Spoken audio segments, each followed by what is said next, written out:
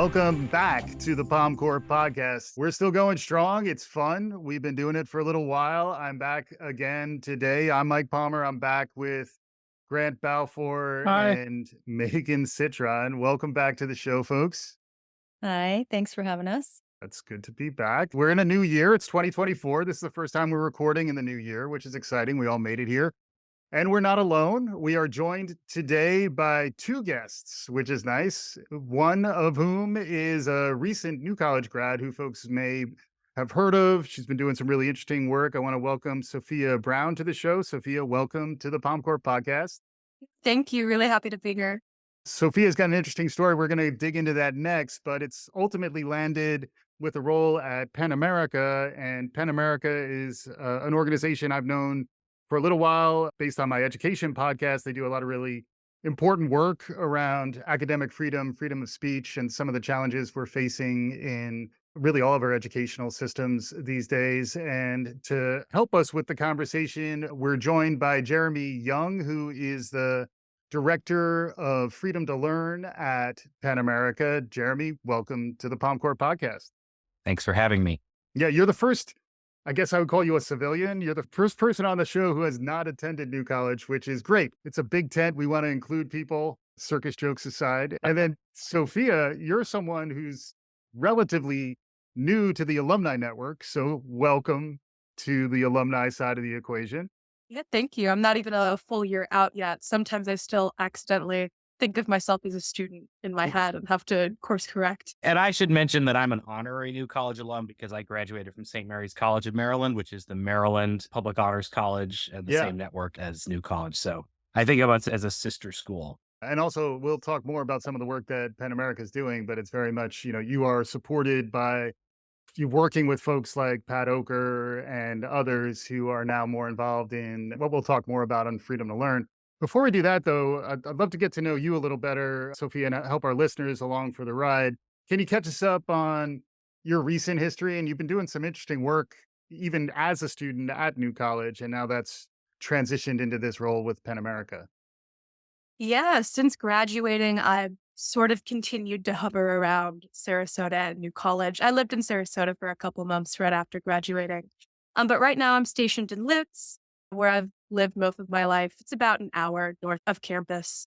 I stay at home with my mom. Two of us work from home. We're coworkers. And I get to work as the community outreach consultant for Pen America's Freedom to Learn team, as Jeremy has mentioned, really focused on higher education efforts. And this was a position that was created initially in response to what was happening at New College. Pen America saw that there was a need that Florida and New College in particular was in kind of this dire position. And so me joining the team, it was actually a former professor of mine who alerted me that Pen America was hiring. Mm. And from there, like I heard from several other alums, other faculty, like, hey, are you aware about Pen America? They have this position they're filling in Florida and Yeah. Sarasota. It felt like a natural slide into this work, Yeah.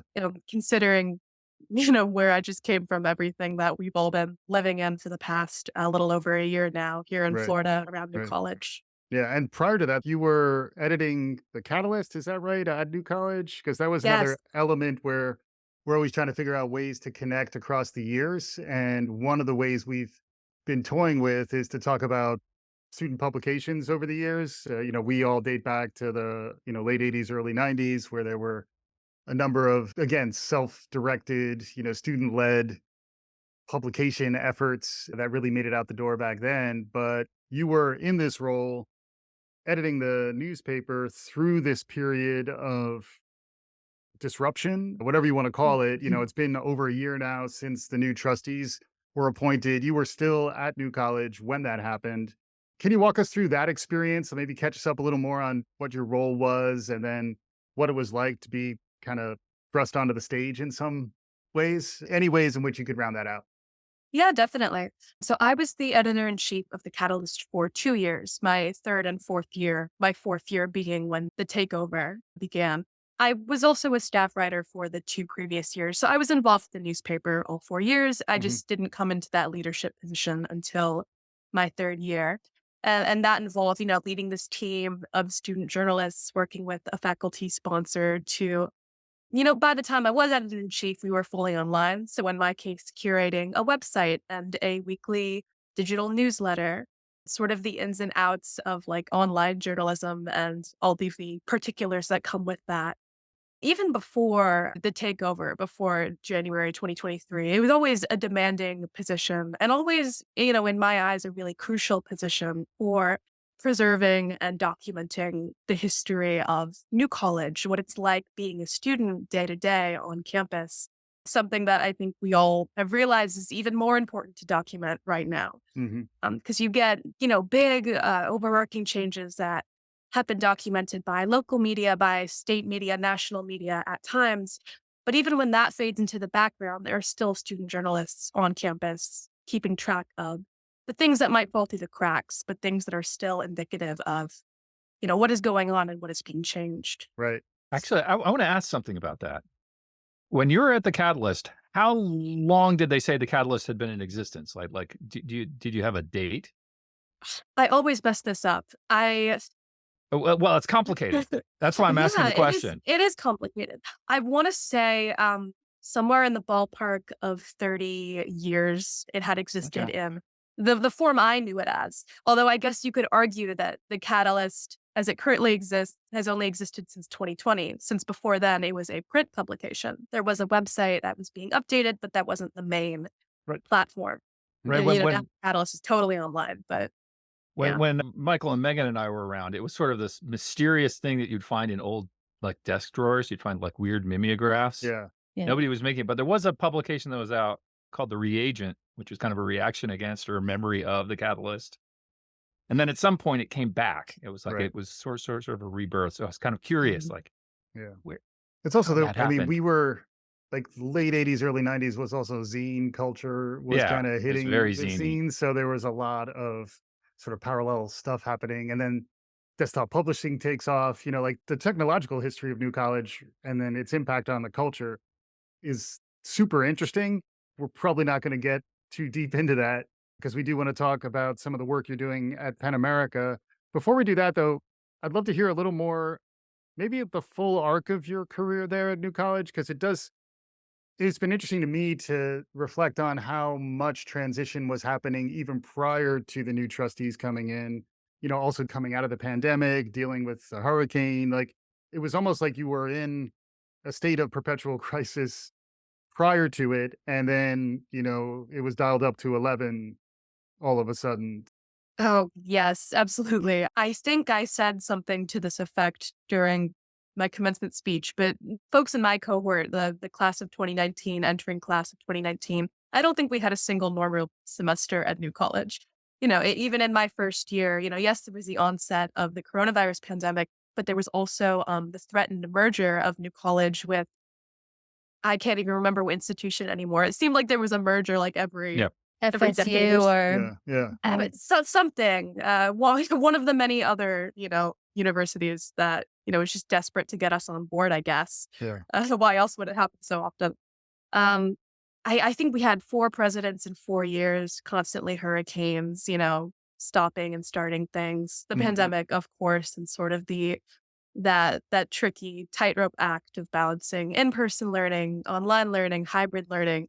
I just and in that sense, it's so hard to even try to pinpoint like what is supposed to be a traditional New College experience, Mhm. period, Mhm. and that question continues to haunt all of us. But even for more recent students and recent graduates, I think that was just the perpetual state we were living in anyways. maybe that made it easier for this hostile takeover to happen because your cohort had so many different terrible things going on for so many years that uprooted the normality or whatever the normality of New College was or any college experience. Yeah, that might be true for some folks. I also do think that takeover was uniquely horrible in sort of just, every crisis beforehand was always managed. The merger was defeated. There were student protests. Folks went to the Capitol. It felt like we were very active in, preventing our own demise in that sense. COVID, there's precautions you can take. There's ways to keep each other safe despite that. Hurricanes, we rebuild after the fact. Mhm. The takeover felt so all encompassing and Yeah. so final. Like it felt as though in those early days, especially, there was no real way to combat that. Hmm. I think like people were really hit hard initially, and it Yeah. took some time for a resistance to build up. Yeah. Because it does remind me of your role as editor really through that period and through the period leading up. That was part of why I was asking about the tumult is, it does seem like from a student journalism perspective, there's a lot to report on and there's a lot to think about from an editorial perspective. Like I said, then the heat got even turned up more in light of the past year.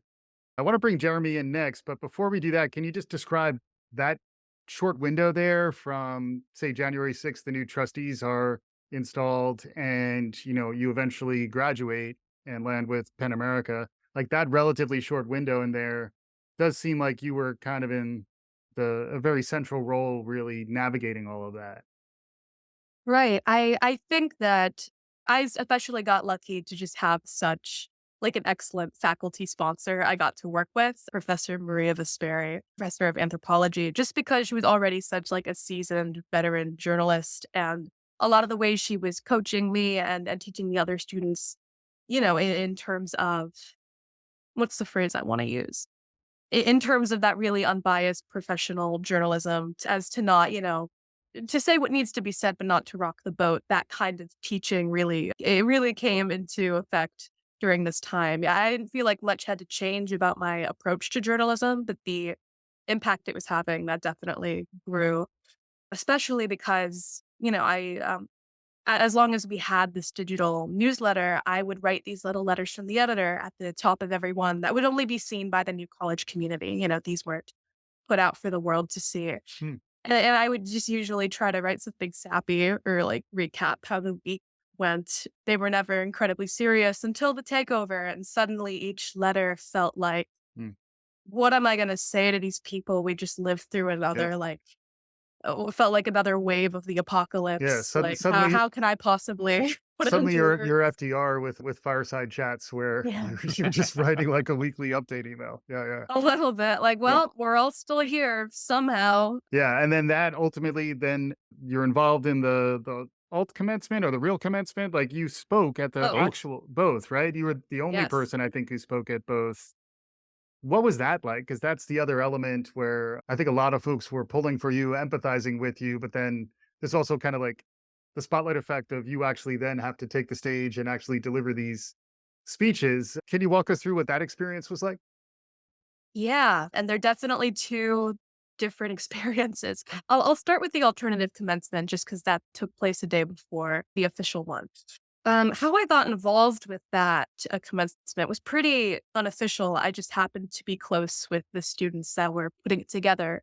Having been editor in chief, I really prioritized trying to be as objective as possible. And so in that sense, I didn't really get involved with a lot of the, resistance efforts directly. I Yep. wasn't helping to plan rallies. I wasn't speaking at board meetings. I would have if I could have, but that distance was necessary. Hmm. So I didn't really expect to be invited to speak at an alternative commencement. I had already been confirmed to speak at the official one. I thought they would, let some other folks fill that seat, but they asked me to, and I was really flattered. Hmm.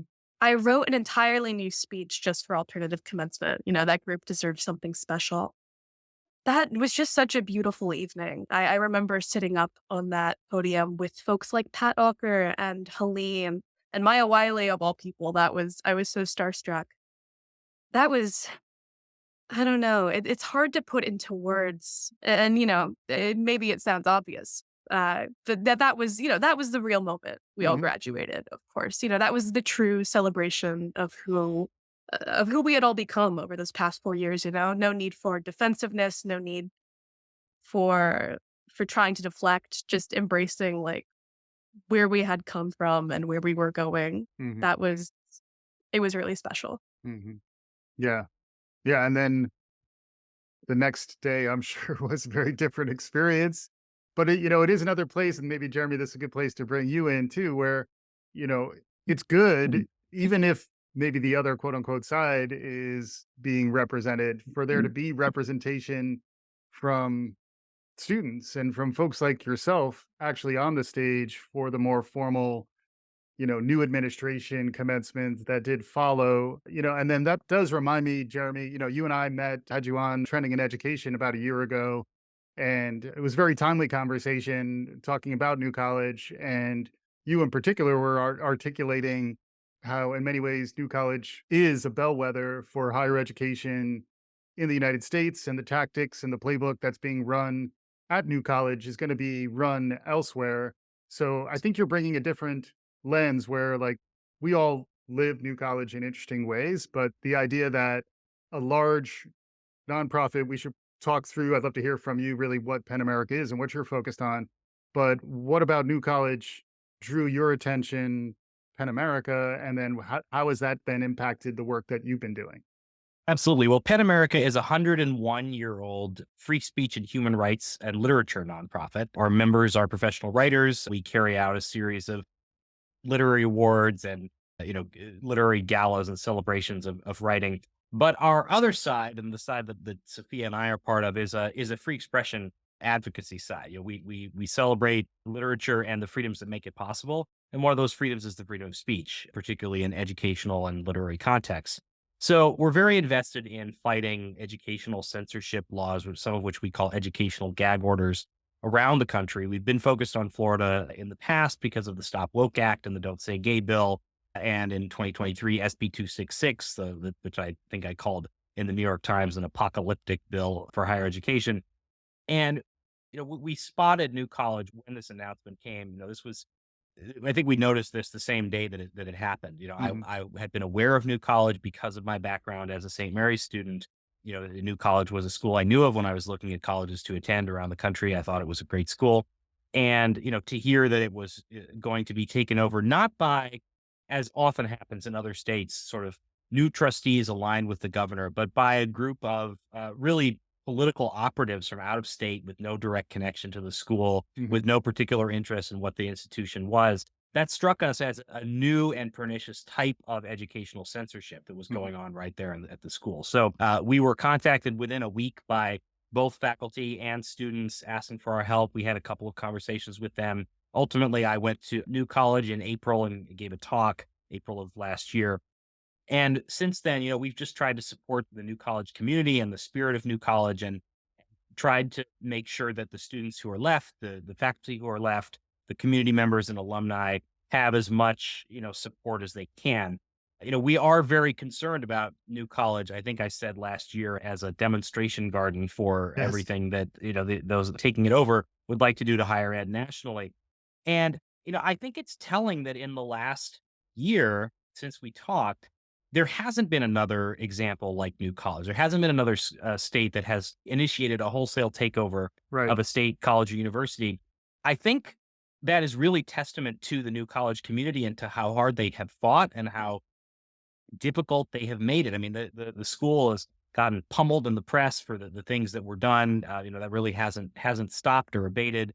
The community made it very clear that destroying an educational institution, or trying to change its essential character in this way through a political takeover, is going to be very unpopular. It's going to be very difficult. Maybe if, it's something you're really committed to as a politician, it's worth it. But I think there was a real deterrent effect here to a lot of people around the country. Not saying it's not going to happen again somewhere else, Right. but we definitely have seen a shift back into legislation as the thing that we are having to fight, rather than takeovers of individual public colleges in this way. Which is good news, and it is where, a Pyrrhic victory is still a victory, right? Unfortunately, the losses may be felt, a little too close to home for those of us who care about New College. Because if you look at it at a micro level, whether it's the sports programs, while there's still other things that could be invested in, there's, the removal of DEI functions. Like, there's a lot of stuff that's happening that I think we're all kind of fired up about. But it's easy to forget that even as you see this slow march towards what looks like the destruction of something you love, that it's actually in service of a higher cause. And it's also something that it's good, I think, to recognize the fight. So I do appreciate you saying that, where, I think there's a lot of folks, many of whom listen to this podcast, who are doing work every day, every week to really try to represent the spirit of the college and ideally take actions that make a meaningful impact. Maybe back to you, Sophia, on this. Like, what drew you to Penn America? What have you learned since you've been there? What's it been like? This is also a positive story in that a New College alum is landing a meaningful role where she's making an impact. So that's also a nice check mark there. But I'd love to hear a little from you on what's it been like transitioning into this role and in some ways, keeping these closer ties to New College in the process. Yeah, I mean, the desire to try and make an impact and to try to stay close to New College is really what motivated me to apply for the role in the first place. So much of that, that final semester I had at New College was defined by just a sense of hopelessness. I was very seriously considering, moving out of Florida, doing my best, try to escape somewhere else. I was hard to at times envision a future for someone like me. I was a queer student. I was considering, furthering my education. I knew if I wanted to do that, I couldn't do it in Florida under these circumstances. Right. If what had happened at New College had happened, it could happen anywhere.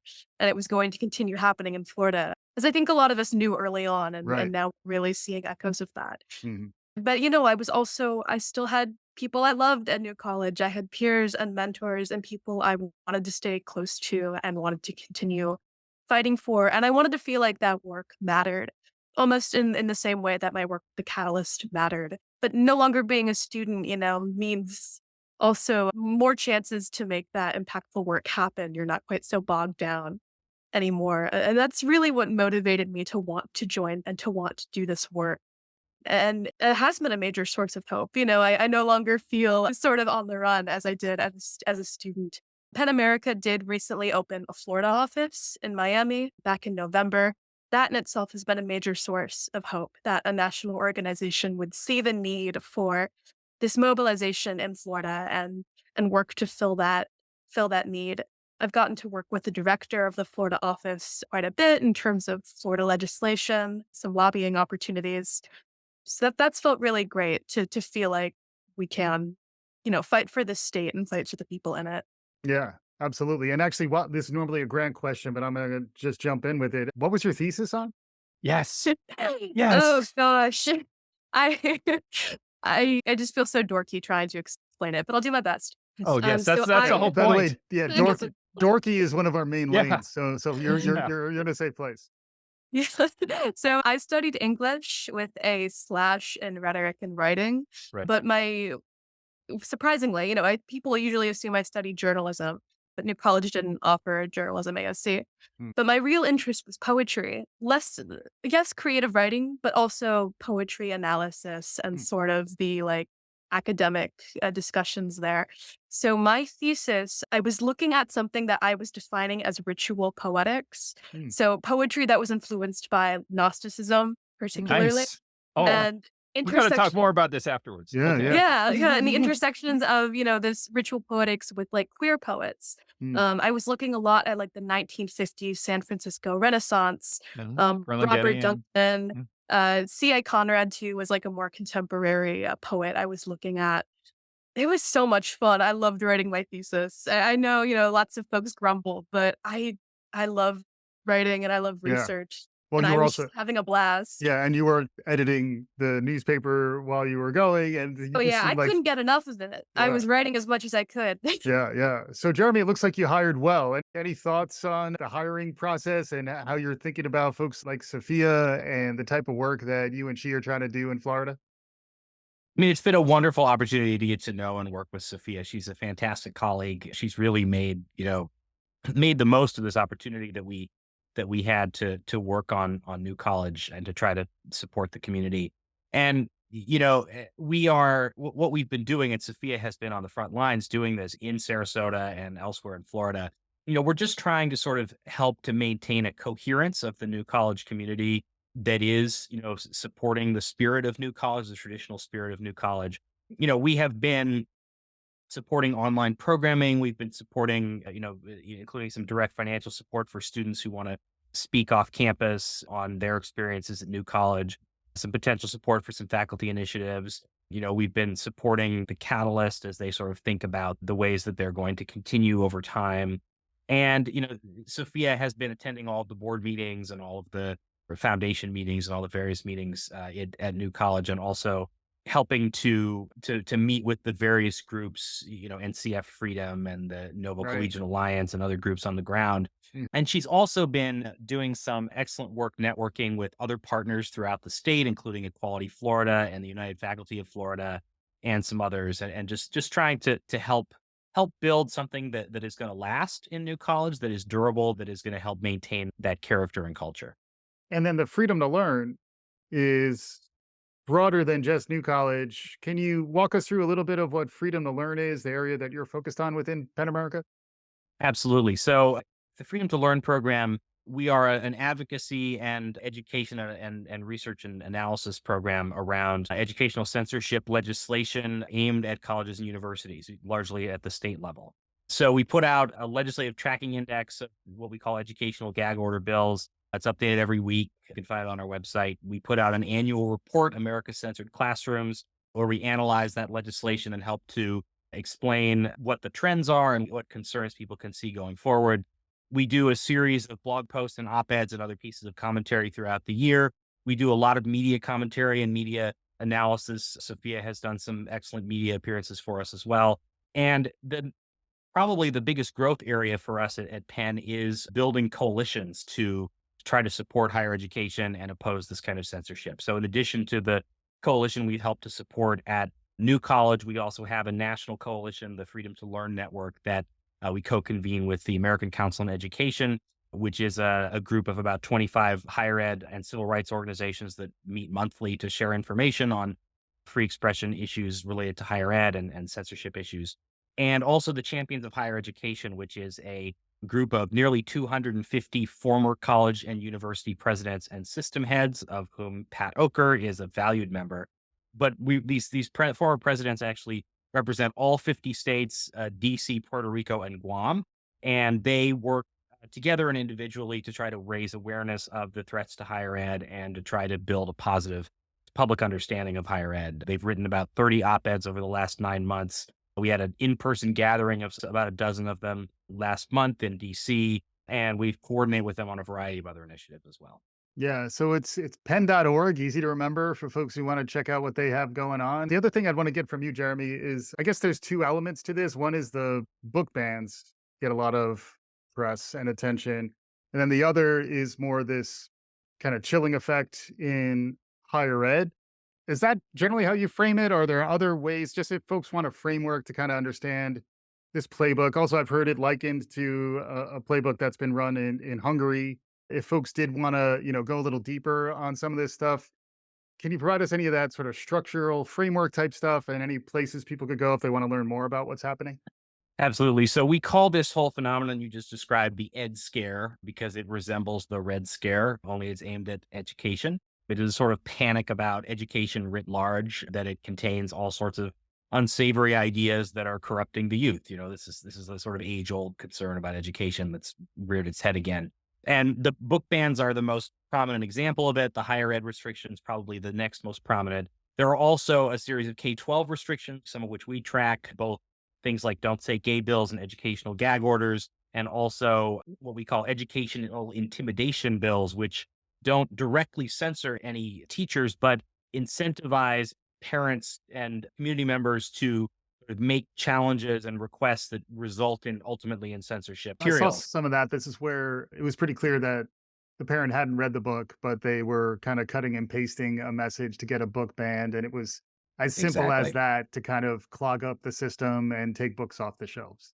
That's exactly right. We try to track all of these things. We also have a campus free speech wing where we track threats to speech on campus that don't come from the government, but come from sometimes from campuses themselves or from groups on campus.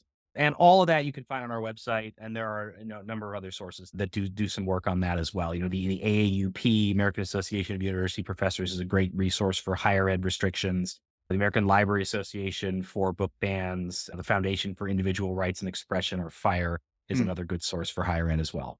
Yeah. And we'll try to bring in a couple other interviews I did for Trending in Ed with New College alums, Jen Granick and Eric Schickler in particular. It would be useful to kind of bring in to this feed for folks who like this type of content. We don't want to keep our heads in the sand. We want to at least pull up occasionally and realize like what's going on around us. And then the other piece, I guess, would be maybe advice or suggestions for folks who are, activated by this. I think, you were touching on something real, Sophia, is that feeling of helplessness, which I think a lot of folks are feeling in addition to all the stages of grief that we're going through. Sophia, you still got friends on campus? I do. How they doing? Most of whom are, yeah, most of them are still writing for the Catalyst, which is really great to see, or otherwise involved with SAFE, the Students Against Mhm. Fascism in Education, a group Right. that sprung up last semester. It's an interesting question how they're doing. I feel like it changes day by day, as it did in my final semester there. A lot of them, I'm incredibly proud of all of them. They're all still doing really amazing work. From the outside, their spirit hasn't been dampened at all. They're still, covering these developments. They're going to speak outside campus. They are taking on these challenges in stride, and I'm seeing them becoming like stronger, braver leaders for it.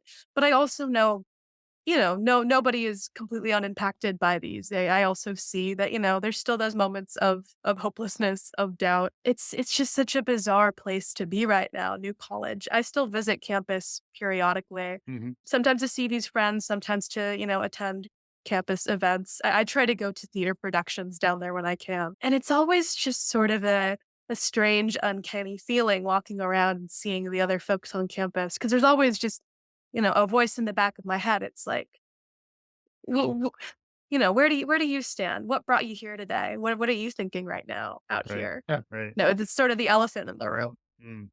I was wondering what it felt like because New College is a place that has pretty much toiled in obscurity for most of its time. No one has heard of it except for Jeremy, thankfully. He did know about it, but unless you knew someone who went to the school, it had virtually no footprint further outside of academia. And so I'm wondering what it felt like being there and having it suddenly be thrust onto the national stage in such a dramatic and traumatic way. That must have been surreal for you and all of you. I wonder how did you deal with that? Yeah, it was frightening even at first. That first month of January, I remember, news trucks popping up on campus sometimes. I remember changing my route to work because I didn't want to get interviewed or have to interact with any of them. Yeah. I had some friends on campus who had horror stories of, being photographed without consent by These journalists, damn like just while they were journalists. walking across campus. It's like I know you need a scoop, but I don't think Yeah. you need it that bad. I bet Um, Penn America probably has a good workshop on that, which would all be available at penn.org. Yeah. That's right. Our digital safety training. Exactly. Yep. Yeah, so it was frightening at first in a sense too. You suddenly have to feel so on guard and like double check yourself just as you're walking to class or walking to work. Mm. But it also became such a brilliant opportunity to get the word out. I think like a week after January 6th, I had a live radio interview all of a sudden. That it was the first interview I had, and after the fact, I was like, wow, I got to speak for myself for a moment there. I got to like talk about my own experiences on this campus and why Mm. it's worth preserving. Like I got to try to do more of this. Mhm. It also let me connect with a lot of other alumni who are also professional journalists. Some of my favorite coverage of the events at New College were done by alums. I got to work with one alum, Sam Greenspan from Right. California, the Reveal Center of Investigative Reporting on what I still think is the best coverage of New College developments, an hour-long podcast episode, just on the ground, coming with me to board meetings and Mm. catalyst meetings. Mhm. Little things like that that reminded me that, there are people that want to hear our voices and are dedicated to, not everyone is like a scary journalist taking photos of you as you walk to class. There's also folks that are really dedicated to making sure we're heard. Yeah, I think that it was so exciting to see some people. I'm thinking of Stephen Walker, the Sarasota Herald Tribune, who really rose to the occasion and started covering the story. And clearly, Steven it is so was great. yeah. I He's just an love. honorary alum in my mind at Yeah. this point. Like, I think Yeah. he earns that right. We'll happily entertain some of the legendary reporters who stepped up to the challenge. But it is one of those things where, like, when you're confronting these types of tactics, it does require like genuine courage to stand up and, resist or, just assert yourself. And, it's a time where, these tactics work if no one does that. And that's also where, it is over time, it gets harder and harder to continue to fight the good fight. That's where I think this moment that we're in now is an interesting one where we're now a year plus in. I think many of our minds are blown by some of the craziness that has happened in terms of the policies that have been enacted and just the top down attempts to kind of like influence culture in odd ways. And the clumsiness of some of the attempts really stands out too. Yeah. Like just Yeah. it's I, working. I was The mentioning the mascot change stands out to me Yeah, like to this day. I ended up writing an article before, the mighty ban, was in place, but after administration had announced their intentions and just right. digging into like the history of the null set and yeah. trying to figure out, does anybody actually want the mascot to change? Little things like that again, on the outside, maybe it doesn't seem like a big deal, but on the ground, on campus, you see the history and the culture behind that and how it's indicative of this greater takeover and this attempt to silence students. Right. The idea that admissions is then used as a tool as well, where then the new cohort is very much a departure from the old one. And then there's, launching an online campus at the same time. So like there are tactics that are taking shape here that again, more from a, art of war perspective, you kind of want to understand Right. what exactly is happening here and what can we learn from it. No, using students' educations as weapons by that point, because then those new students coming in are just as much victim as the old students being forced out. Right. No one should have their education be a tool for a higher power like that. Yeah, the Times Magazine article was Yeah. really interesting about the athletes and how the athletes were. Yeah, I forgot all about as a sports fan. I forgot that the transfer portal could actually get used by new college. It just my mind is kind of exploding here. But the idea that folks who are looking for another place enter the transfer portal, and then the new athletic department can say, "Oh, come on down to new college, and we're going to give you some benefits." And then once they're actually on campus, the realities of the culture to me, I come back to something more I know from my corporate days, the idea of psychological safety, where like Mhm. if you don't feel psychologically safe, you're not going to be able to learn, you're not going to be able to put yourself out there, and you're going to kind of go out there with your guard up all the time. And it does feel like even for the folks who are true to the spirit of new college, whatever we mean by that, it's a very different dynamic when you're not sure who's on your side and who's not. Any thoughts on that, Sophia? Because you just lived it. Right. This idea of psychological safety resonates because I feel like that's what I was dealing with a lot in high school. Mm, Again, as a young queer person growing up in a conservative area, I was definitely on the defense a lot throughout a lot of my education. And New College was the first place to change that. I could be socially out and know it wasn't going to affect my experience, my education. It could just be a part of me, and it didn't have to change anything. yeah. And that's part of what drew me to New College so much was that accepting environment.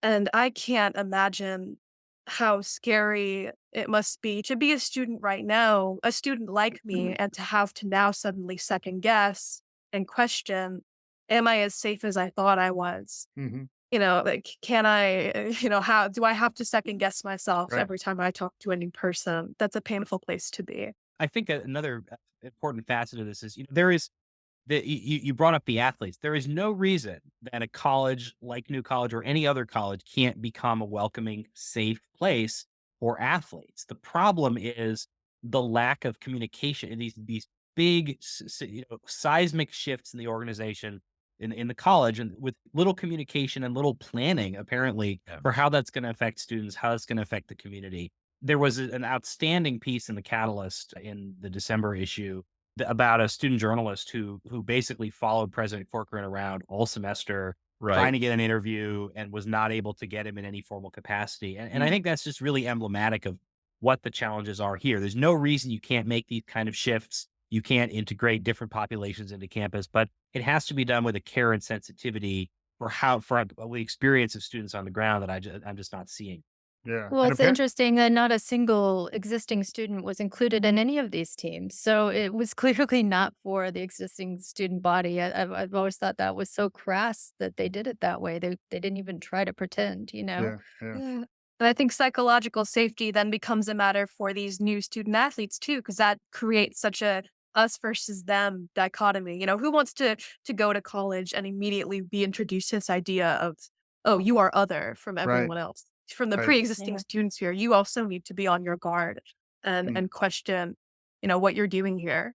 And It's just not good for anyone. that does remind me, Jeremy, Penn also takes some tougher stances around enabling speech that other folks may not want to hear too. So there is an element here of free speech in service of that ideal, even when maybe it's hard. So can you flesh that piece out as well? Because I thought it was an important note.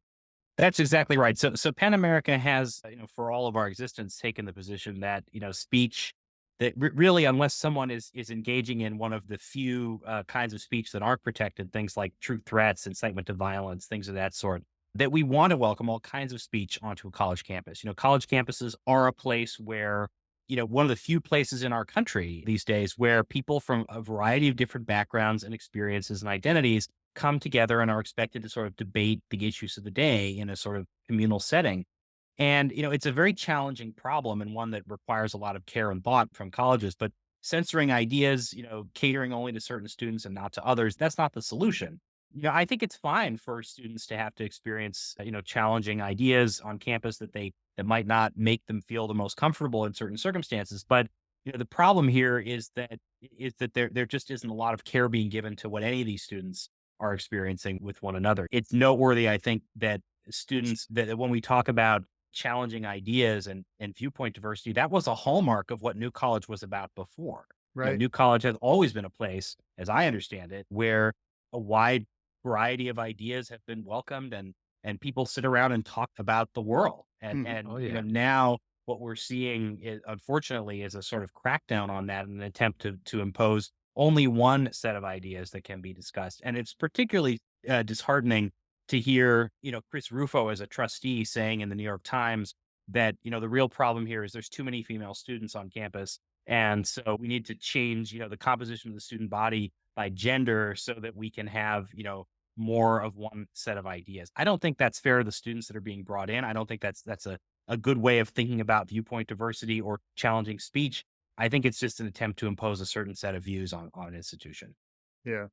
One way to apparently to get President Corcoran's time is to go to McGurty's for a stand-up night where Oh you maybe God, can no. get a quick interview right when he's coming off the stage, which is a separate point. You also just named Voldemort, which is Chris Rufo, who we tend not to talk a lot about on the show, but it is useful, I think, to have folks who are ready to kind of take the fight to these folks. One of the things I would commend you for, Jeremy, is that you've certainly shown, truth to power bona fides when it comes to, debating and discussing some of these things. Cause then I think we all know Chris Rufo was also instrumental in the Claudine Gay situation up at Harvard as well, where the cultural influence of him in particular and of folks who have this agenda is real. And it takes all of us both shining a light on it and then figuring out how we might be able to push back and assert ourselves. We're getting close to time, but I'd love any, messages of courage and or inspiration and or directions for folks to look if they're trying to activate against this. But I would say, really to commend both of you where, each of you in your own ways have been really standing up for free speech and asserting yourself and not allowing this steamroller to kind of power over us all. So thanks for that. And I think we're approaching summation points if folks have any concluding thoughts. Same thing, Megan and Grant. I don't know if you have any final thoughts. Yeah, I wanted to second what you said about when Jeremy kind of went immediately into the fray when this happened. You could see that he immediately recognized what was going on with New College. I found it so heartening to see that on Twitter because it felt I was thinking no one knows about our school, no one's going to care, and that just Yeah. meant to me it meant so much to see you do that. And I would recommend that anyone who wants to see, speaking of rhetoric and rhetorical devices, and Jeremy is a master of social media in a way that I haven't seen before. And to see you jump into the fray with Chris Rufo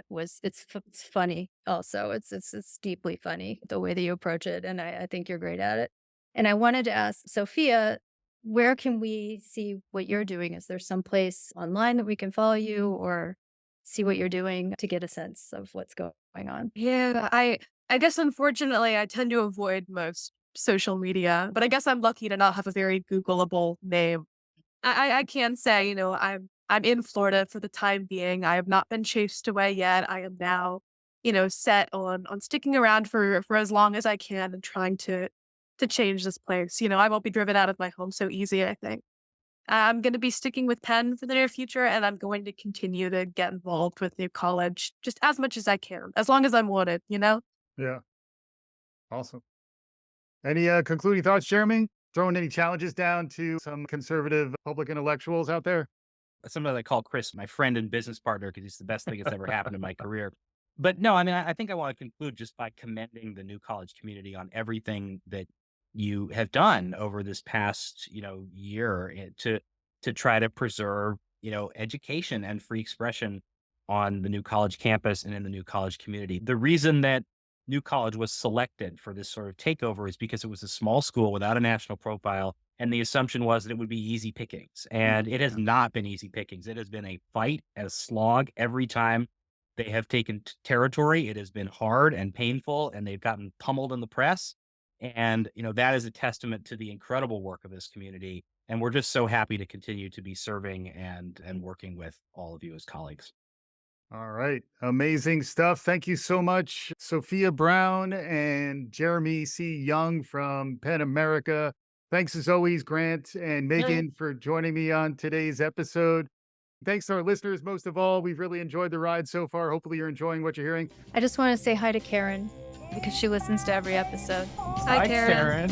And thanks again to our guests this week. Thank you so much. Thank you. This is the Palm Court Podcast. We'll keep doing it. Thanks for listening.